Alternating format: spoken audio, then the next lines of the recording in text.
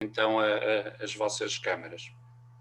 Para além disto, dizer-vos que o André Pinheiro está em direto a partir de Maputo e, portanto, apesar dos nossos esforços, eu peço desde já algumas desculpas, porque é possível que tenhamos umas ligeiras interrupções na ligação e pedia por isso desde já a vossa compreensão.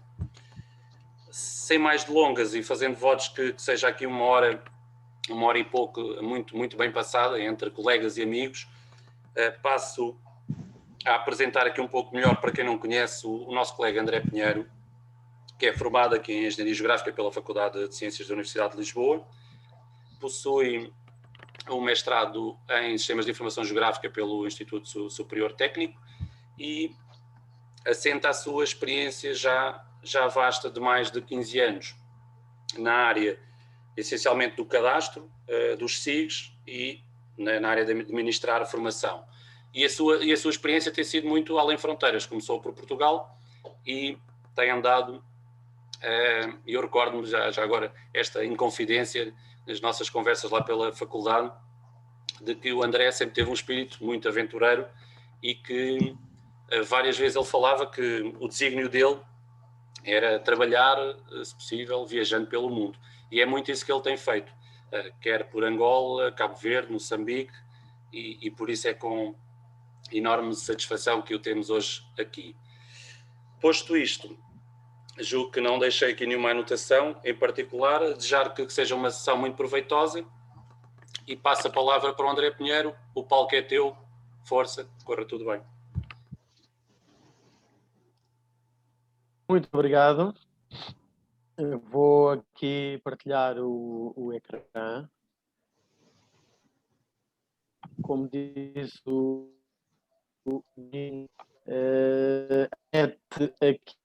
aqui suas instabilidades, esperemos hoje corra tudo pelo melhor.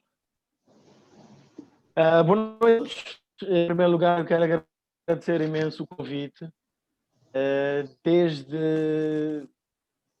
Desde o primeiro momento achei muito engraçada a ideia de trazer histórias que fogem um bocadinho da nossa rotina, que normalmente se concentra mais na componente técnica.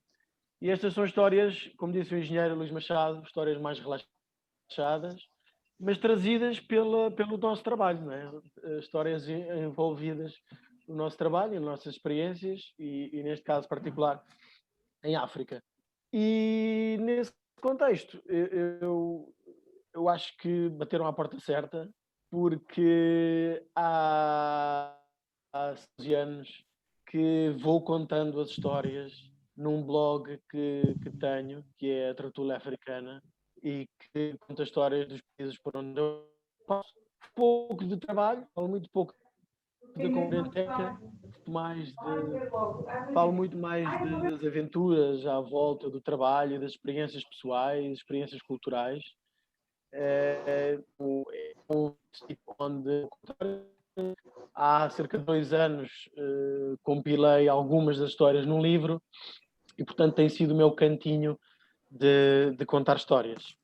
E hoje trago duas dessas histórias, duas em 2 países diferentes. Uma em Cabo Verde e outra em Moçambique, onde neste momento me encontro a viver.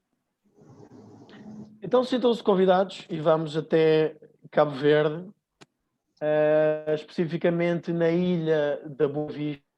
Isto são duas histórias relacionadas com o cadastro de terras nos 2 países.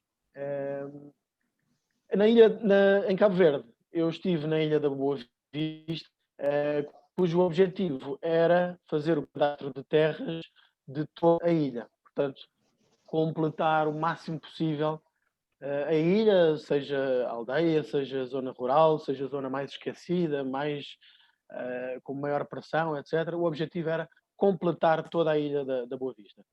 Só que havia um problema por resolver, e esse problema chamava-se Bairro da Barraca.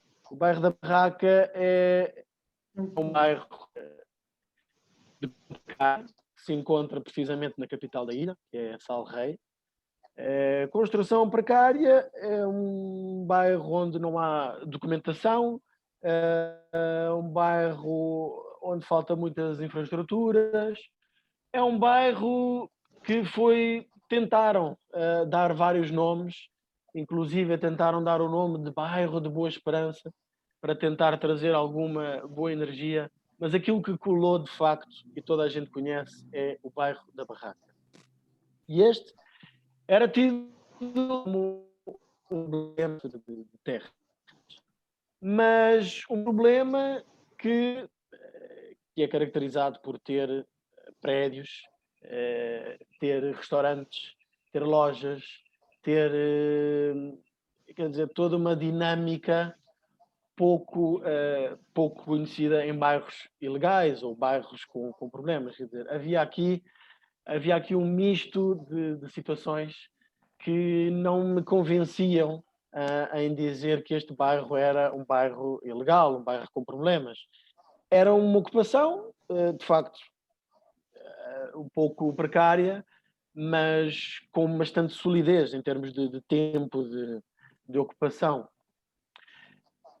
O bairro começou a ser ocupado em 2005, portanto, na altura, estávamos em 2017, na altura, 12 anos, não é uma ocupação nova, e como vê nesta imagem da direita, com alguma organização, tem ruas onde passa, e tem, como repito, tem prédios de 3 e 4 andares, tem lojas, tem restaurantes, etc. Os habitantes são cerca de 6.000, o que representa quase metade da ilha, e portanto tinha aqui já uma grande expressão. Vivem aqui quase metade das pessoas da ilha, embora a população que vive neste bairro é uma população flutuante em função dos hotéis de luxo da ilha da Boa Vista. Isso não deixava de ser curioso também, porque aqui vivem as pessoas que fazem as camas e limpam os hotéis de 5 estrelas. Portanto, havia aqui... Eu nunca chamei isto de problema, de facto. De facto, houve muita discussão em relação a este bairro, se devia cadastrar ou não, mas, do meu ponto de vista, cadastrar toda a ilha e fechar os olhos ao bairro da Barraca era adiar um problema, era perpetuar um problema. Muitas pessoas chamavam de bairro ilegal, mas com aquilo que eu já vos disse, ele é pouco ilegal. Se quisermos, dizemos que ele é um bairro informal, é um bairro de construção precária. Tem vários problemas de infraestrutura. Por exemplo, a distribuição de energia elétrica era uma distribuição privada. Ou seja, havia um conjunto de pessoas que compraram geradores industriais e que faziam negócio com essa energia elétrica. Eles forneciam a eletricidade, se não me engano, das 5 da tarde à meia-noite, e tinham a sua cobrança privada, a sua cobrança distinta. A venda de água, por exemplo, não há água canalizada no bairro, a venda de água é feita pelo município, mas à entrada do bairro. Não, lá dentro não há canalização. Portanto, aqui houve muita discussão se deve cadastrar ou não, e a discussão foi subindo níveis políticos até ao primeiro-ministro. Lembro que estivemos sentados com a ministra na altura do planeamento a discutir se isto de facto era um problema ou se devia cadastrar ou se devia ignorar porque o bairro deve ser reassentado, porque é um bairro ilegal. Bom, uma série de discussões. Eu, pessoalmente, e com algum orgulho, sempre estive do lado do sim, porque independentemente de ter os problemas que tem, como é óbvio, é uma ocupação com 6.000 pessoas, com mais de 1.000 prédios, mais de 1.000 casas, e portanto, antes de reassentar ou resolver qualquer problema, na minha opinião, deve-se conhecer o que existe. E felizmente ganhou o sim, avançámos para o bairro da Barraca e fizemos o cadastro.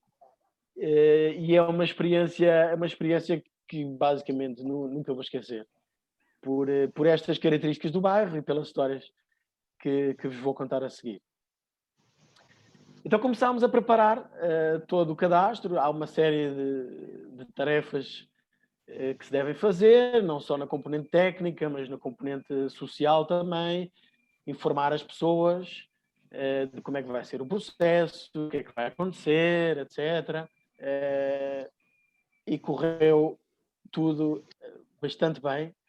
Nós, para terem uma ideia da dinâmica da comunidade que vivia ali naquele bairro, nós tivemos que fazer as comunicações em 5 línguas, porque havia gente de Guiné, do Senegal, de vários países que ali vão trabalhar para os referidos hotéis 5 estrelas. E, portanto,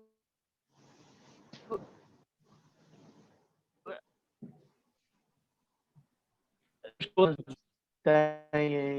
têm as suas lideranças, a sua própria organização, e foi muito interessante essa abordagem e conhecer um pouco o histórico da Barraca, como é que foi, como é que evoluiu, como é que apareceu, etc. E isso, confesso que só nos deu força para avançarmos com o trabalho. E avançámos. E fizemos uma primeira campanha de informação no bairro para, mais uma vez, explicar aquilo que, como é que se passa o processo todo, porque é que se faz este registro, o que é que vai acontecer a seguir, etc. Aqui gostava de chamar a atenção a 2 coisas. No canto superior esquerdo, vocês podem ver um edifício cinzento, que é nada mais, nada menos do que a discoteca, que é uma discoteca bastante famosa na ilha toda, não é só na Barraca, na ilha toda. E é uma discoteca que naturalmente trabalha a gerador. E, portanto, cada vez que se conhece mais a Barraca, mais convencido eu estava na necessidade de cadastrar e de conhecer o bairro. Porque a vida continua e as pessoas adaptam-se, como é óbvio. E longe de dizer que é um bairro, os chamados bairros de barraca, que nós tínhamos muito em Lisboa, agora penso que temos muito menos, é um bairro com bastante organização, com construções, como vocês veem, 3 e 4 andares. Chamar isto ilegal, para mim, é empurrar o problema com a barriga, não é? E avançámos. E fiz a experiência aqui, do lado direito. Fizemos com alguns miúdos, hoje, quem quiser, que foi exibir uma fotografia aérea tirada com um drone, bastante resolução. Orientávamos as pessoas na imagem e dávamos uma caneta a quem quisesse. E é incrível como as pessoas reconhecem as suas casas e toda a gente sabia desenhar as suas casas e reconhecer na imagem. E nós dizíamos na altura em piada que o cadastro está feito, não é? Porque as pessoas já avançamos muito. E isso deu-nos muita força para perceber que as pessoas estavam sensibilizadas para o trabalho,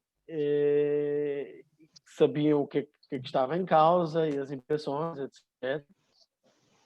E fomos avançando. No cadastral, nós fizemos o que se costuma...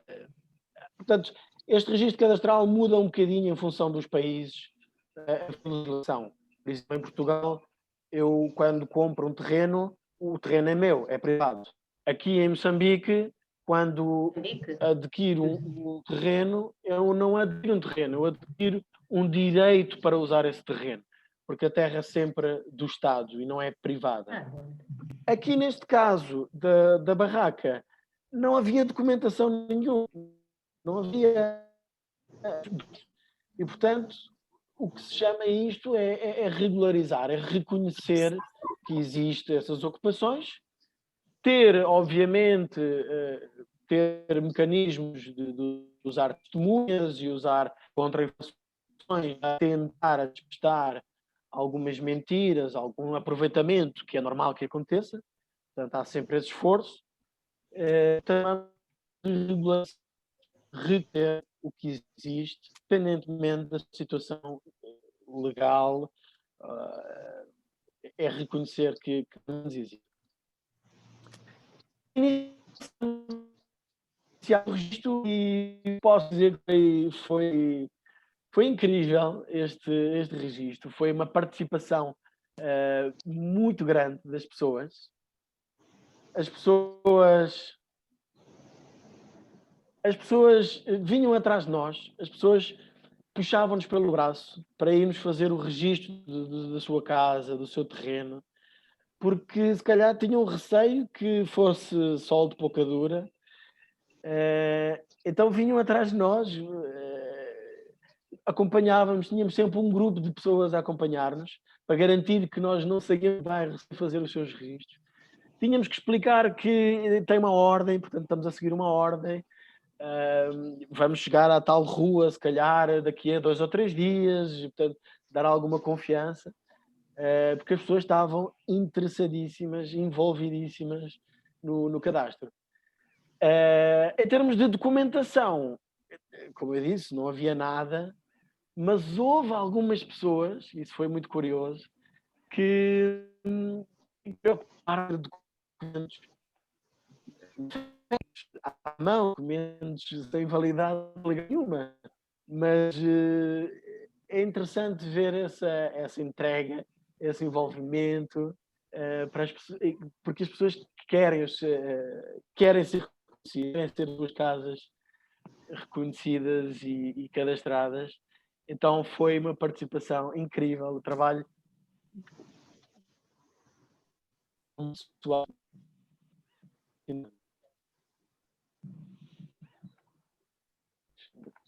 Ok. A meio, mais ou menos, do registro do bairro, nós fizemos uma publicação de dados, que se pode chamar edital, pode-se chamar consulta pública, que basicamente é expor os dados que são recolhidos ao público. E isto é uma forma das pessoas validarem, das pessoas nos ajudarem também a despistar alguns aproveitamentos, algumas mentiras, até os nomes. Portanto, toda a informação que nós recolhemos é pública e expusemos na rua para as pessoas verem. A aderência foi, mais uma vez, incrível. Havia fila para consultar. Vocês podem ver do lado esquerdo um mapa, portanto, as pessoas reconheciam o seu espaço no mapa, e do lado direito temos listas grandes com, principalmente, os nomes das pessoas, identificação, documentação pouco que houvesse, nós fazíamos questão de recolher e registar. E a aderência foi sem surpresa, porque o registro já teve uma aderência enorme. Esta consulta também teve uma grande. E conseguimos com muita satisfação. Ficámos a saber ao longo do processo que houve, ao longo do tempo, no passado, várias iniciativas de fazer dentro da barraca, mas nunca conseguiu levar o trabalho até ao fim. Esse trabalho tinha como objetivo, na verdade, é um passo para o reassentamento. Se essa mensagem não é passada, se as pessoas não são envolvidas, simplesmente rejeitaram, mesmo que nós tenhamos conhecimento, os trabalhos foram rejeitados, ou seja, não conseguiram mais trabalhar na barraca. Não eram bem recebidas no bairro, não havia colaboração, e nós, com muita satisfação, eu estou aqui a apresentar sua voz, mas faço homenagem à equipa de Cabo Verde, fantástica equipa, que conseguimos gradualmente ganhar a confiança das pessoas e conseguimos fazer o cadastro da barraca completo. Feito isto, fomos à consulta pública final, que é, mais uma vez, a exposição dos dados, portanto, agora com mais dados e a exposição final de todo o bairro. Preparámos aqui uma equipa de luxo, estão a ver aqui as caras de parte da equipa, que nos ajudavam aqui na consulta pública a receber as pessoas, a explicar o que é que as pessoas vinham cá fazer, a corrigir algum nome, etc, etc. Mas em nenhum momento nós prometíamos a legalização. Em nenhum momento nós prometíamos que ia haver documentação definitiva, que iam ser legalizados. Não. Não caímos, passa a palavra, não caímos nesse populismo. Sempre fomos transparentes. Este é o conhecimento, nada mais. Nesta consulta pública, eu lembro-me de nós estarmos um pouco preocupados até com a segurança da equipa. Porquê? Porque é um bairro informal, não há documentação. Os nomes que recolhemos, fizemos fé no que as pessoas diziam, havia testemunhas, mas havia muita ambiguidade, havia muita incerteza no que podia ser dito. Então, tinha um receio com a discussão na consulta pública. E nada como prever o pior cenário para receber a harmonia que foi a consulta pública, que foi incrível, que foi de uma aderência em massa, mais uma vez. Posso-vos dizer que de todas as áreas que nós cadastramos na Ilha da Boa Vista, esta consulta pública foi a que teve maior aderência, mais uma vez. Havia filas à porta, havia pessoas aqui à espera no sofá, e as pessoas estavam completamente conscientes do que é que estava a acontecer. Repito mais uma vez, não legalidade, prometíamos reconhecimento. E uma grande emoção chegou num dia em que vemos uma senhora a chorar, em plena consulta pública. Não percebemos porque é que estava a chorar, não percebemos se a senhora estava a sentir mal, etc. Fomos falar com ela e ela estava emocionadíssima porque pela primeira vez reconheceram o seu espaço, reconheceram a sua casa, naturalmente um bairro deixado para o lado, um bairro politicamente um bocadinho controverso. E esta senhora chorava desalmadamente porque o nosso trabalho tinha reconhecido o seu terreno. E isso foi extremamente gratificante, foi muito emocionante. E destas experiências é difícil esquecer. É difícil esquecer. Nós não fomos mudar o mundo, não fomos mudar tudo, não é isso que está em questão. É, com o nosso pequeno contributo, nós demos alguns passos na organização de cadastro, na organização da ilha, do ponto de vista de reconhecer aqueles terrenos e do ponto de vista de dar reconhecimento às pessoas que há muitos anos ocupam aquele terreno. Então foi contra todas as expectativas de ser um registro complicado, um registro controverso, violento. Foi suave, foi um exemplo que vos conto hoje e que estará na minha memória sempre. Foi muito, muito gratificante esta experiência. E aqui termina a experiência da Ilha da Boa Vista, do bairro da Barraca. Vamos viajar, deixem-me só beber um bocadinho de água. Vamos viajar ainda em África, mas a Moçambique. Repito, são trabalhos de cadastro e quando tiverem as duas histórias podem ver as diferenças já dos cenários, das pessoas, da componente social. Eu, quando saí da faculdade, achava que o cadastro é medir terrenos e pouco mais, né? Hoje em dia, essa parte é mínima. Hoje em dia, realço muito a componente social, histórica, que nos ajuda a compreender onde é que estamos a trabalhar e que nos ajuda a trabalhar muito, muito melhor. Então estávamos em 2011, no norte de Moçambique, Cabo Delgado, onde vivi durante 3 anos, na cidade de Pemba. E, especificamente, tínhamos o cadastro da aldeia de Moária a fazer. A aldeia de Moária fica fisicamente a 30 quilómetros de Pemba, da cidade capital da província. Fisicamente fica a 30 quilómetros. Porque em termos de, vamos dizer, em termos de desenvolvimento, em termos de acesso a bens, é inexplicável, mas eu acho que fica para aí a 500 quilómetros do ponto de vista de desenvolvimento. Ainda hoje não percebi porquê, mas é bastante rural. Mas lá estávamos, era uma das áreas que tínhamos para fazer o cadastro e lá fomos. Este é o caminho, esta é a estrada que nos liga Pemba à aldeia de Moária. Parece-vos uma estrada bastante agradável, é terra batida, tudo bem, mas quando chove, os carros simplesmente não se consegue andar. É pura papa.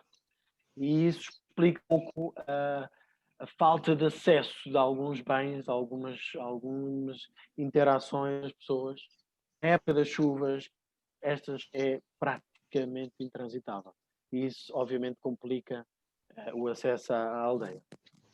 E este era o escritório que nos foi dedicado para o cadastro de terras. Nós, além do cadastro que tínhamos que fazer na aldeia, tínhamos também que apoiar em termos de formação, em termos de equipamentos, a unidade de cadastro que havia numa determinada zona que era perto da aldeia, e dedicaram-nos esta sala com bastante espaço, alquilha e uma máquina de escrever, e mais nada.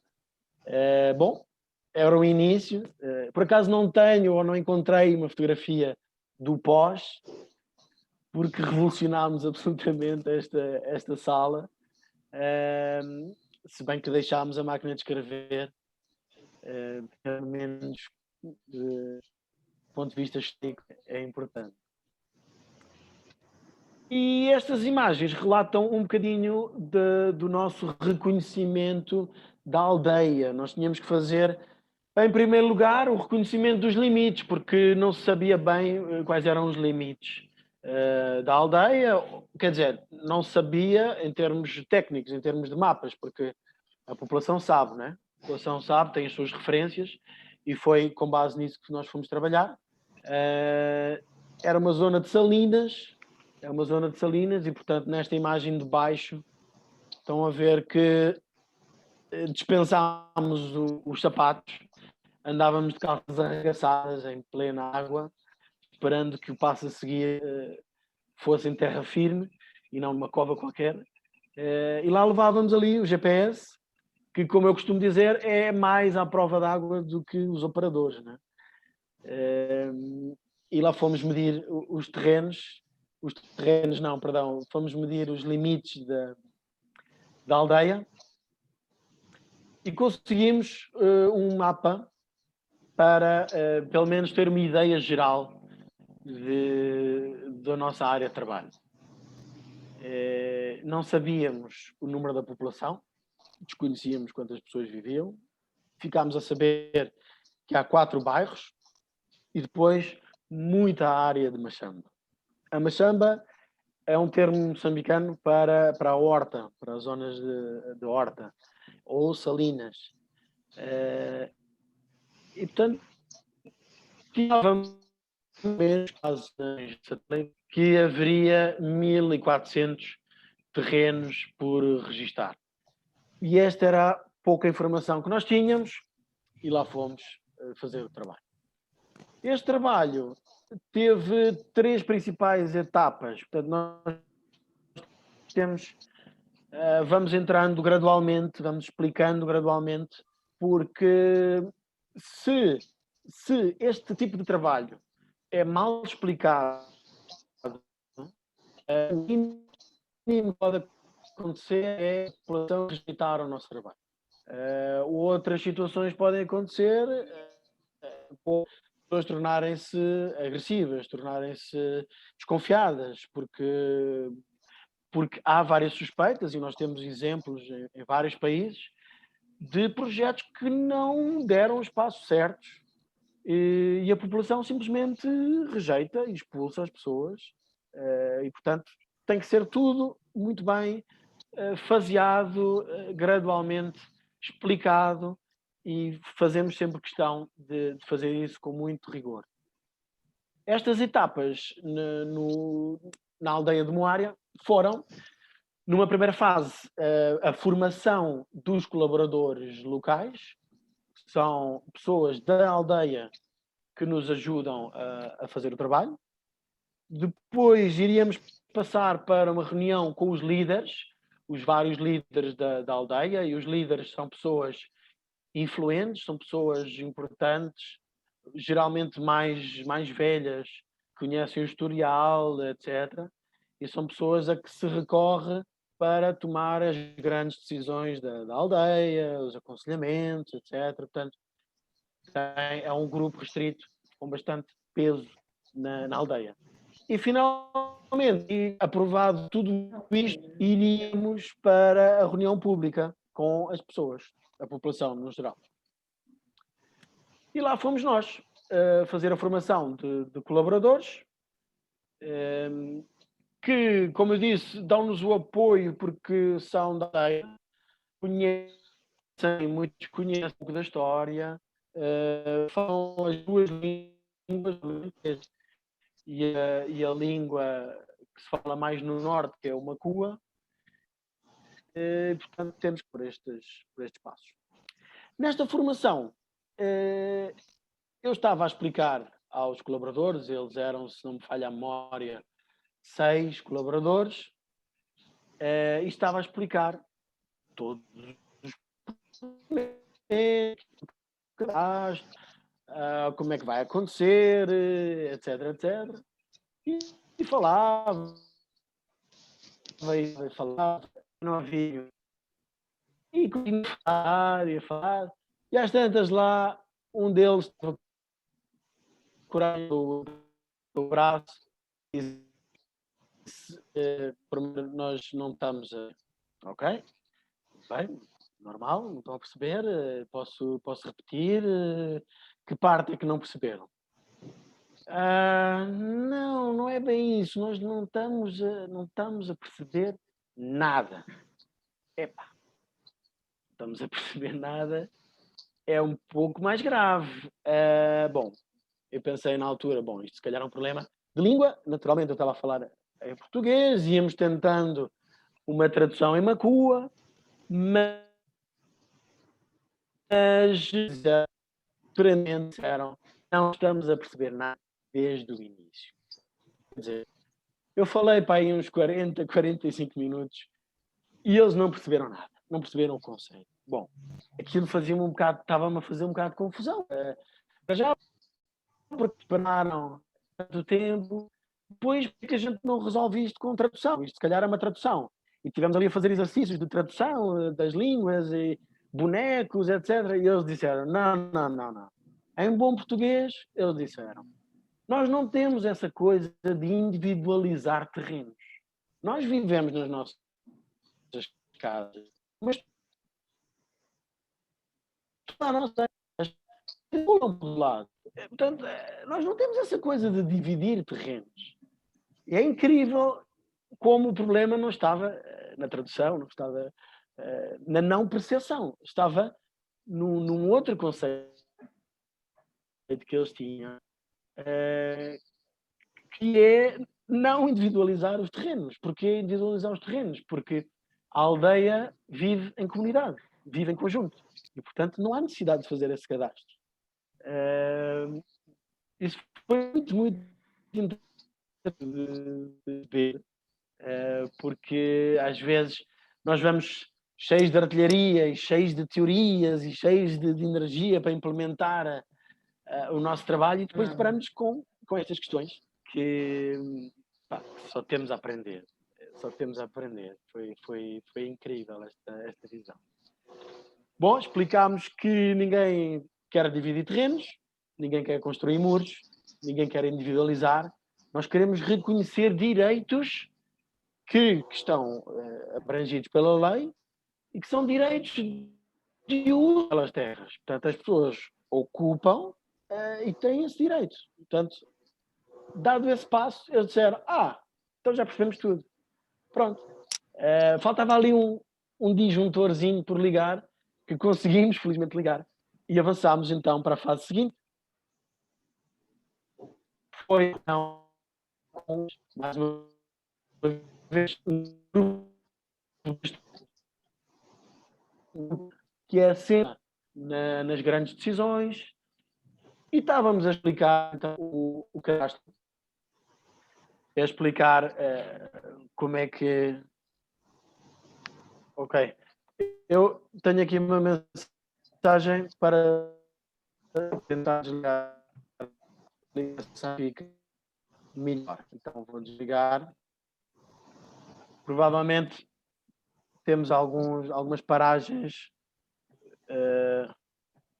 da projeção, mas enfim, é a instabilidade da rede, que também ele faz parte dos desafios de viver e trabalhar em África. Então estava a dizer que fomos explicar aos líderes locais a importância deste trabalho, quais são os passos, mais uma vez, toda aquela informação que acompanha, que antecede a nossa entrada em campo. Muito bem, estava tudo bem.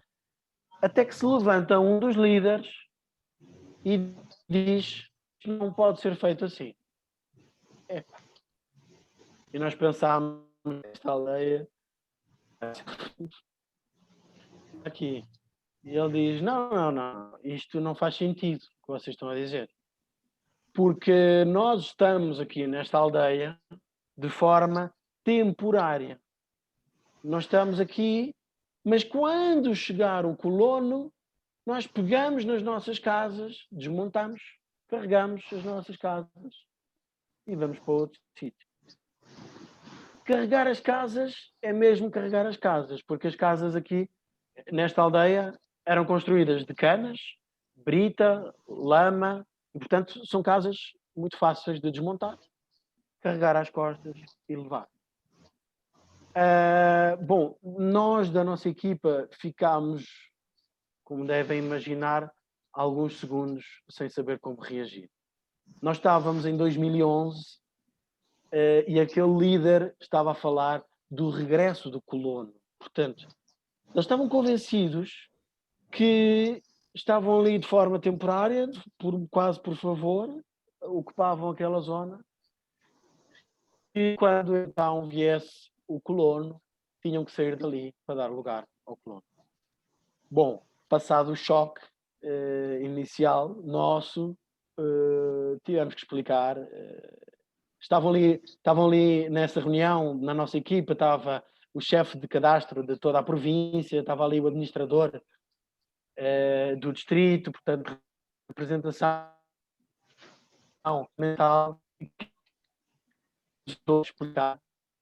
E a reunião simplesmente explodiu em música, em festa, em loucura. Quando as pessoas perceberam que tinham direito às casas que ocupavam e aos terrenos que ocupavam, bom, foi o auge. Foi cantar, foi dançar, foi abraçar, foi inacreditável. Mais uma vez, um clique, um disjuntor que foi acionado e que desbloqueou tudo. Desbloqueou tudo e deu uma grande notícia aos líderes e à população, certamente. Muito bem, passada esta etapa, a segunda etapa, tirámos a famosa foto de família com o grupo e avançámos então para a terceira etapa. E a terceira etapa é com a população. explicar mais uma vez o porquê deste registro, como é que vai acontecer, etc, etc, etc. Mostrar os equipamentos, às vezes é importante, em alguns locais, garantir que as pessoas não tenham receio destes equipamentos, porque em alguns sítios a escolaridade, infelizmente, é baixa e, portanto, há alguma desconfiança sobre estes equipamentos, estas técnicas, estes trabalhos. Portanto, temos sempre essa preocupação de explicar. E nesta reunião pública, se estão à espera de problemas, felizmente não aconteceu. Decorreu muito, muito bem. Portanto, tivemos 2 etapas para chegar aqui muito complicadas, mas a reunião com a população foi incrível, a aderência foi ótima e avançámos com o trabalho. O registro decorreu também de forma muito participativa. A população é muito, muito, muito. Tem uma fotografia do lado esquerdo, uma mamã, como chamamos aqui, uma mamã que fazia o registro do seu próprio terreno. Isto pode parecer uma fotografia de postal, mas na verdade é importante para a pessoa saber identificar exatamente os seus limites. Portanto, temos este exercício também com as pessoas, recolher a parte espacial e recolher também dados dos titulares, de documentação, etc. Decorreu de forma muito suave, muito participativa, fantástica. Depois do registro, é, mais uma vez, a consulta pública, onde são expostos os dados. Vem aqui do lado direito a fotografia do líder da aldeia, o líder, o secretário, o chefe máximo da aldeia, trajado, fardado a rigor, tem uma farda própria do líder da aldeia, e do lado esquerdo têm a fila de espera. As pessoas acordavam muito cedo, antes de nós abrirmos as portas, então iam à porta onde estava a consulta pública e guardavam o seu lugar. Em vez de ficarem à espera ao sol, eles deixavam chinelos, deixavam sapatos, deixavam pedras, técnicas para guardar o seu lugar na fila. De um lado, mulheres, do outro lado, homens. A gestão de a quem pertencia cada chinelo era da inteira responsabilidade das pessoas. Mas achávamos graça todos os dias de manhã, quando chegávamos, encontrávamos uma fila de chinelos, 2 filas de chinelos à porta, uma de homens e outra de mulheres, e funcionou perfeitamente. A consulta pública é em tudo semelhante àquilo que eu falei em relação à barraca, é onde as pessoas vão reconhecer os seus passos, onde vão confirmar os seus dados para validar todos estes dados. Esta consulta pública tinha a importância de que depois disto iria haver lugar a atribuição de título. Portanto, neste caso, já ia haver lugar à legalização, porque a lei reconhece este direito e, portanto, iria haver um documento oficial. Não é um documento de terra privada, como eu disse, estamos em Moçambique, mas é um documento de direito de uso da terra. E este documento é legal, naturalmente. Aqui do lado esquerdo vêm as pessoas a reconhecer os seus espaços e é impressionante como, independentemente da escolaridade, independentemente de cada pessoa, é fácil das pessoas reconhecerem os seus espaços, confirmarem os seus terrenos. E é um trabalho muito, muito engraçado estar presente nas consultas públicas e ver esta participação das pessoas.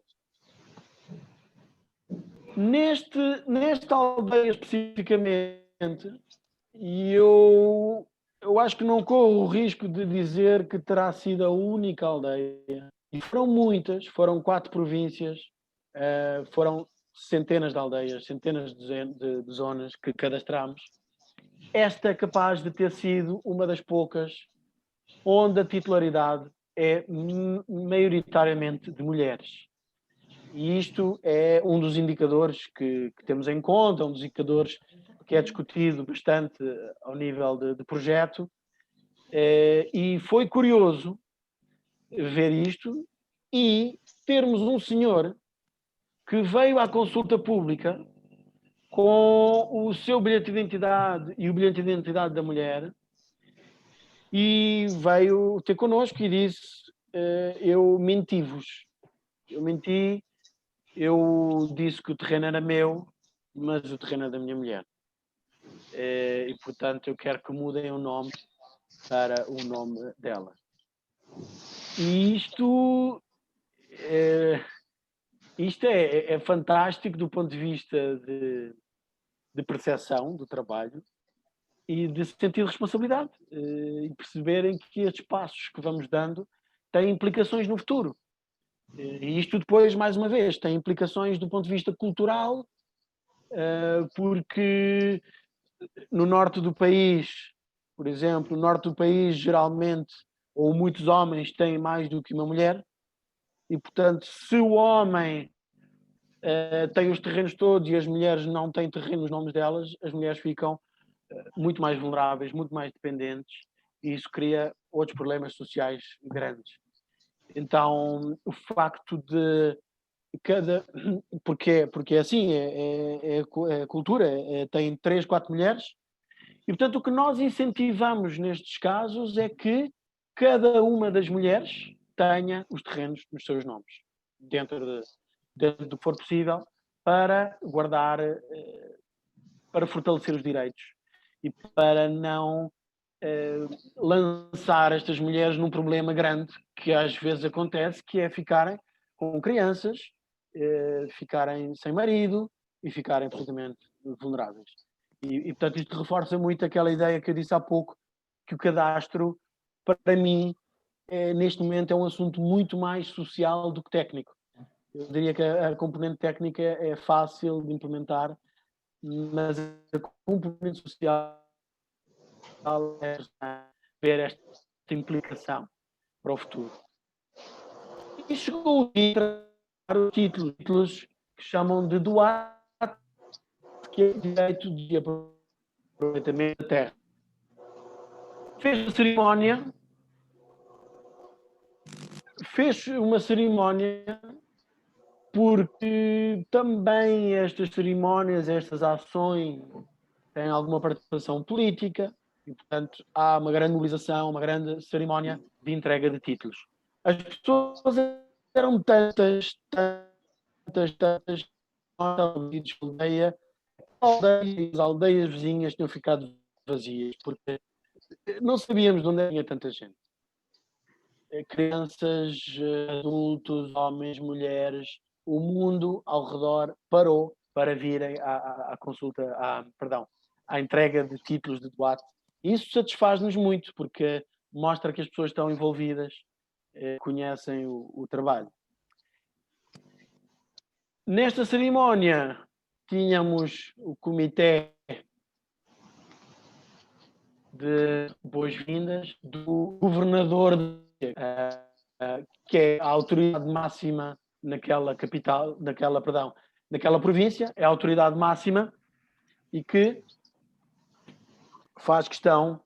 fez questão de ir entregar o título. Aqui alguns líderes, aqui estou com o meu chapéuzinho, que a pedido dos vários líderes resolveram-me incluir na comitê de boas-vindas. Lá estive a apertar a mão ao governador e a dar as boas-vindas, etc. São sempre momentos um pouco políticos, mas importantes também, mais uma vez, as pessoas e os direitos.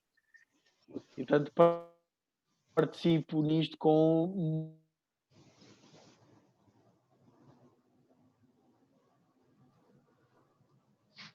muita alegria, com muita... Ao lado esquerdo estão a ver um momento de teatro em que é uma forma de explicar às pessoas a importância da terra e o que é que se vai passar agora a seguir, uma vez que têm o título, o que é que devem fazer, que direitos é que têm, deveres é que têm também, etc. Portanto, há esta preocupação de as implicações, direitos e deveres do processo que está a ser feito. Do lado direito, um mapa completo da aldeia, não só dos bairros, como das machambas também, das hortas. Conseguimos fazer o cadastro de praticamente todo o bairro, toda a aldeia, perdão, e foi bastante. Depois temos fotografia de família, fotografia da paz, com os seus títulos, e pessoas guardam de forma religiosa os documentos, porque ter estes documentos por iniciativa de cada pessoa é uma missão praticamente impossível. Acontece lá em só na América Latina, existem muito estes projetos de regularização, de reconhecimento, ou seja, as equipas vão ao terreno para o que é feito de forma individual por cada pessoa leva um século a fazer. Vai custar caro, é um processo bastante demorado e bastante caro, que ninguém tem disponibilidade para fazer. Então, a chegada destes títulos à aldeia é muito forte.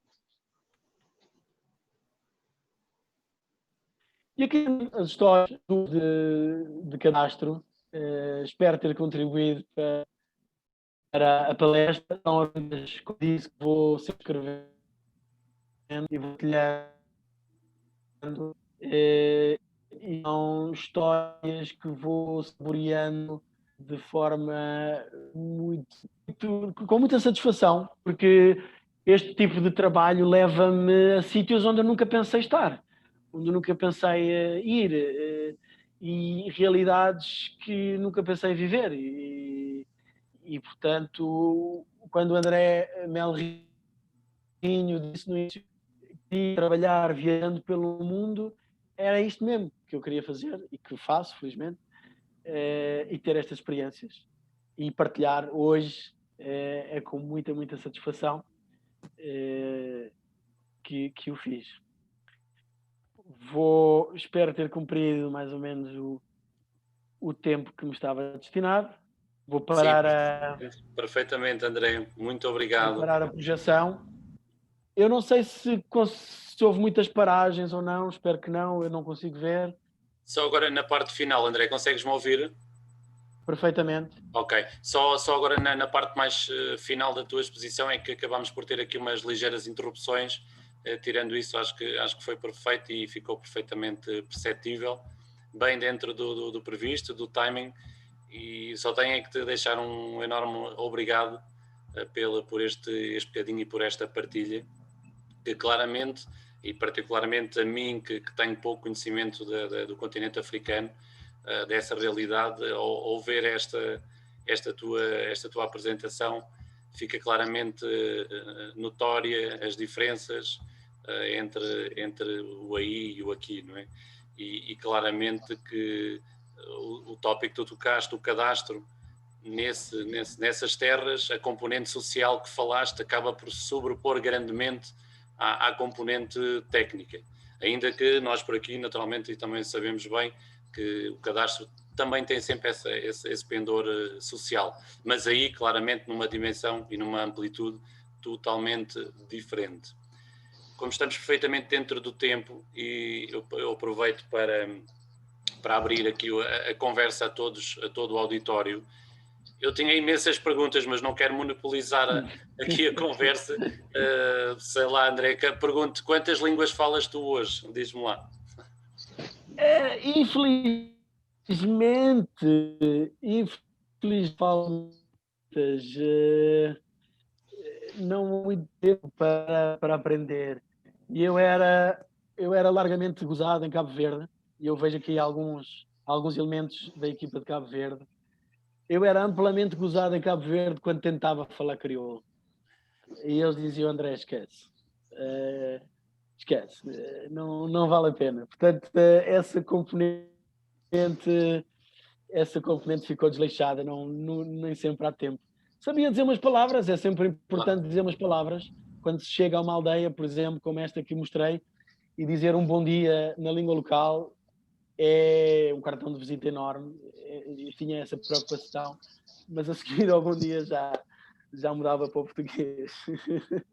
Claro, é sempre uma forma de aproximação, não é? Essa primeira palavra na língua, sim. deles, não é? Naturalmente. Ok, sintam-se à vontade, por favor. Eu já dei aqui o pontapé de saída. Quem quiser ser algum comentário, cumprimentar o André, sei que estão aqui muitos colegas e amigos nossos, é a favor que se apresentem e que cheguem à frente, sem problema algum.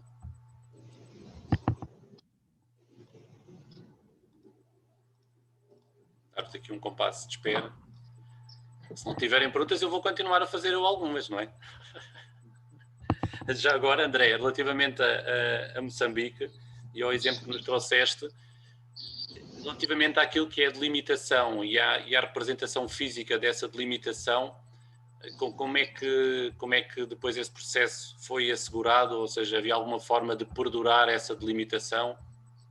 Houve algum trabalho nessa vertente?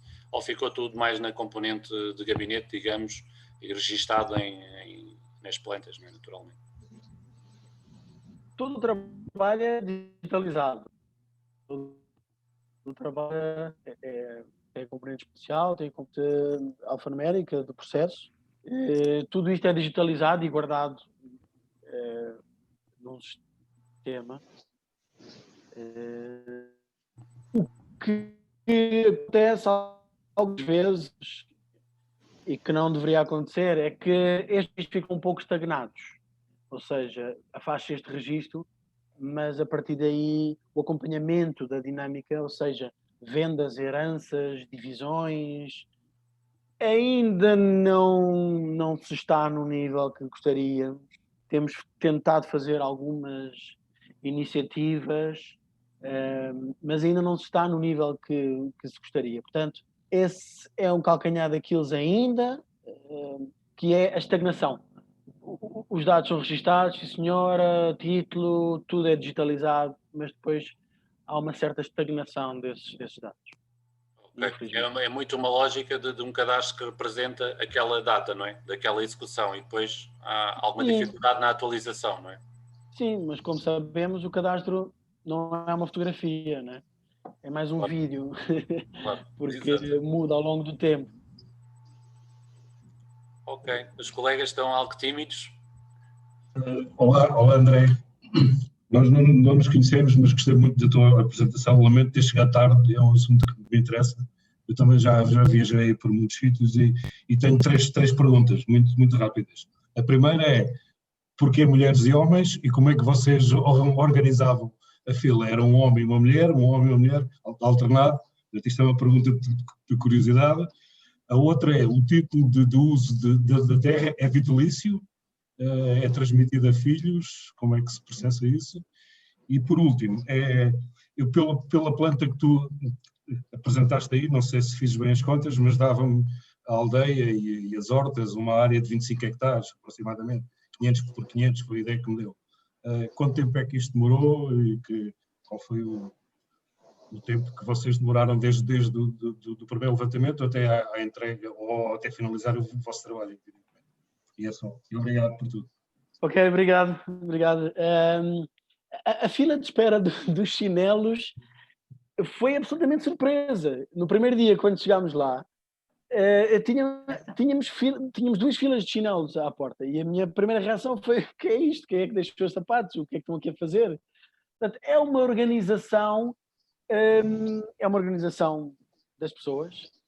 Depois percebemos que é uma organização geral, em várias aldeias, em vários contextos. Por exemplo, ir à fonte para buscar água, em vez de estar ali à espera ao sol, põe os sapatos. E, portanto, é uma forma de marcar a fila. Homens e mulheres, era uma fila de um lado homens, do lado mulheres. Organização própria, gestão própria. E aqui nada como deixar correr, porque funcionou tudo muito bem. Portanto, não havia aquela coisa, não pode ser assim. Epá, se é assim aqui, então vamos deixar que seja, e funcionou perfeitamente. Em relação ao registro, se é vitalício, nestes casos, em Moçambique, é uma regularização, é um reconhecimento de direitos e este é vitalício. É um direito vitalício. Se uma pessoa for pedir um terreno para fazer alguma coisa, uma casa, uma agricultura, então porque eu não ocupo ainda este terreno, mas eu vou fazer o pedido de um espaço, este direito tem prazo, que varia com algumas condicionantes. Mas neste caso de reconhecimento de que já existe das comunidades, então ele é vitalício. E, portanto, depois pode passar por herança, pode ser dividido, toda a dinâmica que acontece no cadastro. E isso pode acontecer. A última questão... A última questão tinha a ver com o tempo demorado para a área menos envolvida. Confesso que já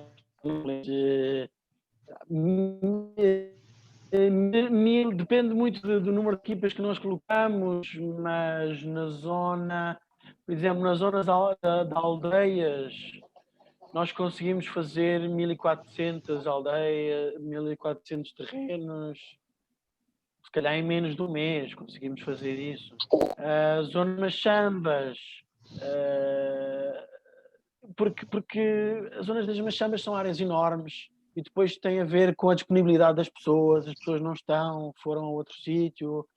Temos que ter ali uma série de combinações para garantir testemunhas, principalmente, porque seja fácil fazer assim o registro.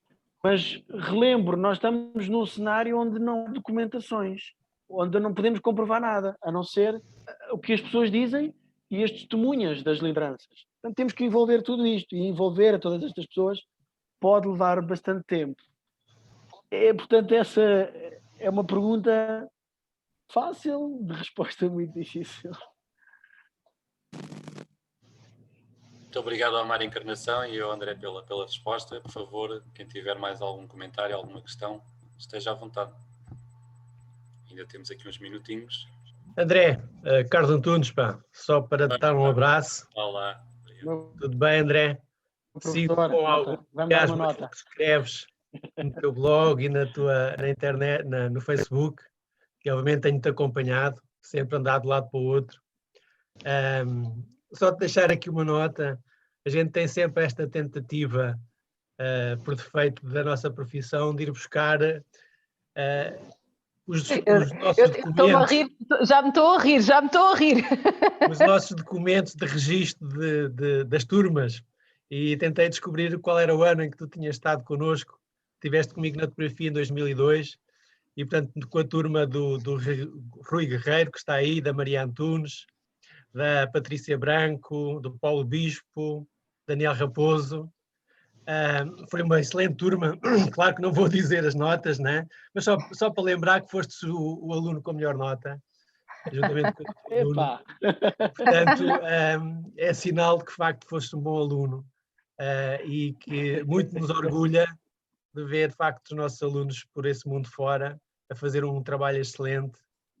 E, portanto, olha, o meu abraço e parabéns pelo teu trabalho e pela apresentação que fizeste, claro.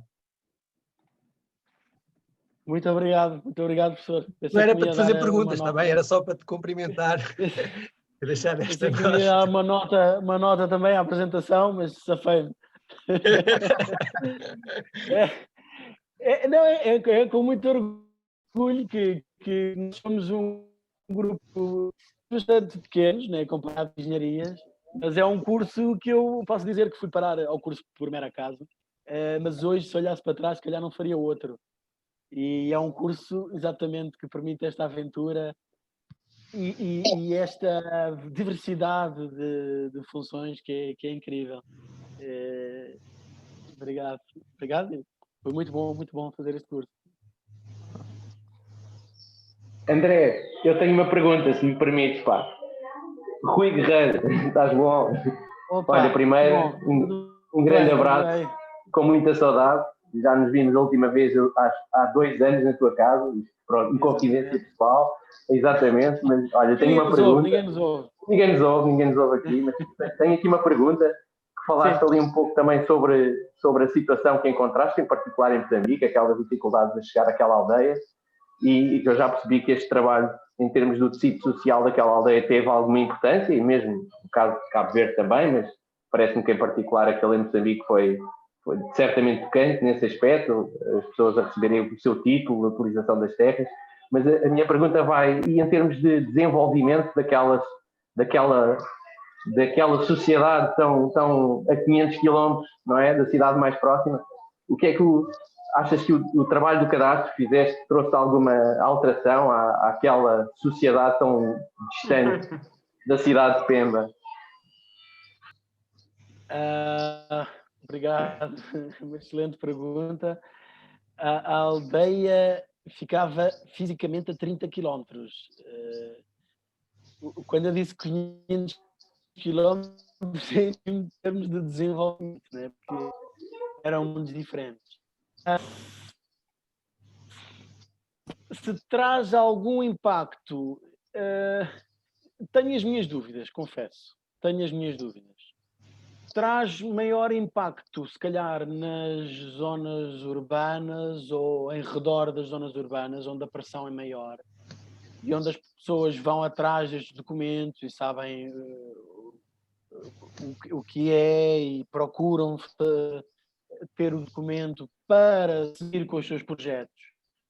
Por exemplo, tu não podes ter um projeto de turismo se não tiveres o terreno legalizado, não se pode construir se não tiver o terreno legalizado. Portanto, aí já há uma série de exigências. Numa aldeia como esta, bom, fica a componente de sensibilização, fica o título dado, o reconhecimento, a sensibilização de que a terra é importante, de guardarem os seus títulos.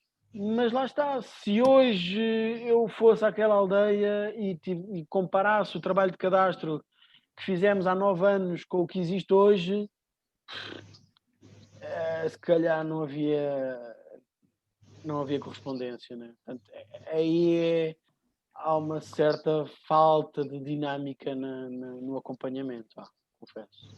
Mas de parte, enfim, porque há prioridades e, portanto, essa pressão, essa gestão é feita mais rigorosamente nas cidades e nas zonas com maior pressão e com algum interesse de investimento. Aí sim, aí tem papel, mas tirando isso, não muito. Ao menos ficaram a saber que o colono não lhes vem ocupar as terras, isso já foi muito importante. E foi uma grande festa.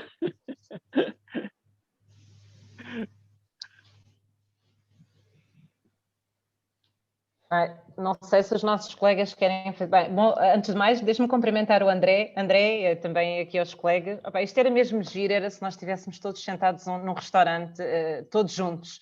Isto, de facto, isto assim não tem piada nenhuma e estão aqui imensas pessoas que eu não vejo há imenso tempo, tal como o André. André, queria cumprimentá-lo porque, de facto, eu não tinha ideia de si. Assim, você neste momento já está convertida a moçambicano, não é? Com pronúncia e tudo, portanto, já nem sequer fala aqui como nós cá na nossa terra. E temos aqui muitos colegas que eu sei que estão aqui presentes connosco, também têm alguma experiência de trabalhos em África. Estou aqui a ver a Fernanda e estão aqui outros colegas que também tiveram experiências muito longas e interessantes em África. E foi uma delícia, André, ouvi-lo falar e a percepção, de facto, da realidade que é tão distinta daquilo que é noutros territórios, em particular do nosso. Eu, enquanto estava a ouvi-lo contar as suas aventuras, lembro-me de alguns. Ainda o ano passado tive uma aluna que trabalhava numa empresa que estavam a fazer um estudo também, tenho ideia que também era em Moçambique, e estavam a fazer um estudo, já não me lembro para que efeitos, mas era um estudo de impacto ambiental. E uma das vertentes que eu achei que não é, que aqui de Portugal, sem sair daqui no nosso trabalho, que não era muito agradável de se ver, eram aerogeradores lá para o trabalho que ela estava a fazer. E ela disse: não, os aerogeradores aqui têm que ser vistos, porque é sinal de progresso. Portanto, nós não, a percepção que nós temos aqui na paisagem de um aerogerador é: não, isto não fica bem na paisagem. Lá não, aí tem que ser visto porque é sinal de progresso. Portanto, estas diferenças, não é, são tão interessantes e de serem partilhadas. Eu acho uma delícia. André, pensa voltar para Portugal alguma vez para vir cá trabalhar ou já não? Vai ficar por aí o resto da sua vida? Eu tenho um blog para alimentar com histórias, então não sei, irei de férias, não sei, para já não faz parte dos meus planos. Depois casei com uma sul-coreana, portanto baralhei as geografias todas e vamos ver quando é que a gente vai parar. Opa, que fantástico, fantástico. Obrigado, professora. Eu já nem me lembro do que é que eu fui sua professora, sinceramente. Não me lembro. De SIG? Pois devia ter sido, com certeza. Sim. Muito bem, muito bem. Colegas, mais alguém quer colocar alguma questão aqui ao André, que está aqui disponível para estar aqui connosco e usar do seu tempo? Ninguém quer intervir? Muito bem, pronto. Então, não sei. André, talvez para não estar sem mais delongas, que é um termo que eu acho fantástico, sem mais delongas, queria, antes de mais, agradecer ao André e o entusiasmo com que partilhou estas suas experiências, que foram extremamente enriquecedoras para nós, principalmente para quem não conhece outras realidades profissionais da nossa área de trabalho. Eu gostei muito de o ouvir. E isto de facto este nosso evento anual aqui da Ordem, é pena que não seja feito com maior regularidade, porque temos colegas espalhados pelo mundo inteiro e que se calhar tinham trazido, se fizéssemos isto com mais regularidade, trazer outras experiências também muito interessantes. Agradeço-lhe muito, André, desejo-lhe as maiores felicidades para a sua vida, primeiro pessoal e depois profissional. Tudo de bom por aí, por terras que nós sabemos em algumas zonas que neste momento não estão tão seguras assim, pelo menos aquilo que vamos ouvindo aqui pela televisão. Há algumas zonas que não estão muito tranquilas aí pelas terras moçambicanas. Desejo-lhe tudo de bom e queria agradecer também aos nossos colegas que estão aqui presentes e que se disponibilizaram também para estar aqui a partilhar e a ouvir as experiências e as histórias que o André nos trouxe, e é com muito gosto, de facto, que o recebemos aqui. Não havendo então mais... Sim, força, Carlos. Posso interromper? Sim, André, força. Tomei a liberdade, desculpa lá, André, tomei a liberdade de ir buscar o teu blog e pus-lo aqui no bate-papo para as pessoas poderem conhecer o teu blog e poderem te acompanhar nas tuas histórias. Muito obrigada, Carlos. É público. Espero que não leves a mal, está bem? Não, de maneira nenhuma. Chama-se Tertúlia Africana. Eu criei-o em 2007, quando fui a Angola. Na altura estava na moda os blogs, não havia tanta aderência ao Facebook. E eu pensei, eu acho que se calhar criava aqui um blog para contar histórias. Não sei se vai haver muitas histórias, se não. Isto se calhar pode morrer no primeiro mês, se calhar não, mas deixem-me lá criar um blog e vou contando aqui umas histórias. E pronto, e o blog já entrou na adolescência, tem 13 anos, 300 textos, histórias que não acabam, e tem sido um gozo dessas. E quero agradecer muito este convite, como eu disse no início, porque histórias à margem da componente, vivências que se vão tendo, e isso eu aderi logo de início, e esta possibilidade de vos poder trazer um bocadinho da experiência que vou tendo por aqui, foi ótimo partilhar isto. Nós só temos a agradecer, André, só temos a agradecer. Muito obrigada, obrigadíssimo pela sua disponibilidade e por estar aqui connosco. Bom, desejo então umas boas festas a todos, protejam-se, num Natal este ano talvez diferente, um bocadinho diferente, Um beijinho muito grande e um abraço apertado a todos. Fiquem bem. Até uma próxima oportunidade.